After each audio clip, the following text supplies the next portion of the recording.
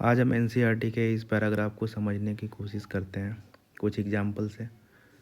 जैसे ही हम लोग किसी हॉट ऑब्जेक्ट को टच करते हैं तो हमारा हाथ जो है वो ऑटोमेटिकली पीछे चला जाता है। हम ब्राइट लाइट से डीम लाइट में जाते हैं तो हमारा पुपिल जो है डायलेट हो जाता है। जब हम ब्राइट लाइट में जाते हैं पुपिल कंस्ट्रिक्ट हो जाता है। तो ये एक्शन जो है मीडिएट होता है नर्वस सिस्टम के द्वारा। और जैसे ही कोई स्टिमुलस हम लोग रिसीव करते हैं तो सेंसरी नर्व उसको सीएनएस में ले जाके प्रोसेस करता है और फिर वो मोटर नर्व के द्वारा इफेक्टर ऑर्गन के पास आ जाता है। तो यहाँ पे ध्यान देने की बात ये है कि जिस साइड से स्टिमुलस रिसीव होता है उसी साइड पे इफ़ेक्ट प्रोड्यूस होता है। तो इसीलिए नर्वस सिस्टम को बोला जाता है कि ये point two point coordination provide करता है। और ये जो है काम विद इन मिली सेकेंड्स होता है। तो नर्वस सिस्टम को रैपिड बोला जाता है।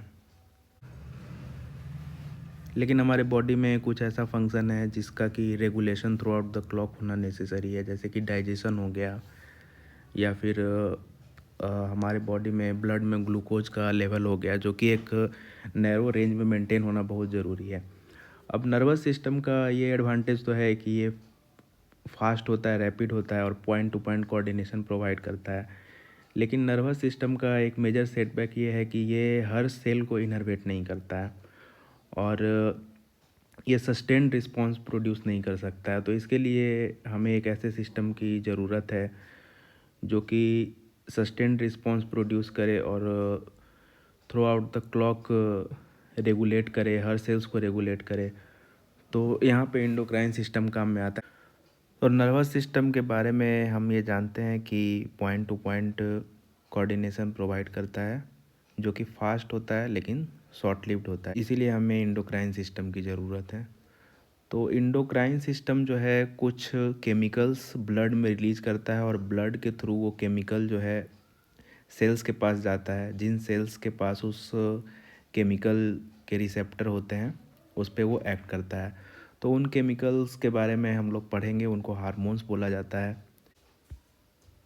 तो endocrine system long lasting response provide करता है, हार्मोन्स के थ्रू एक्ट करता है और नियरली ऑल सेल्स पे ये एक्ट करता है।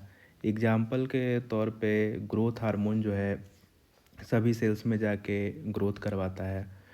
ब्लड ग्लूकोज का मॉनिटरिंग के लिए इंसुलिन हार्मोन जो है ब्लड के थ्रू जाता है, सेलुलर अपटेक ऑफ ग्लूकोज करवाता है, ब्लड में ग्लूकोज का लेवल को मेंटेन करता है।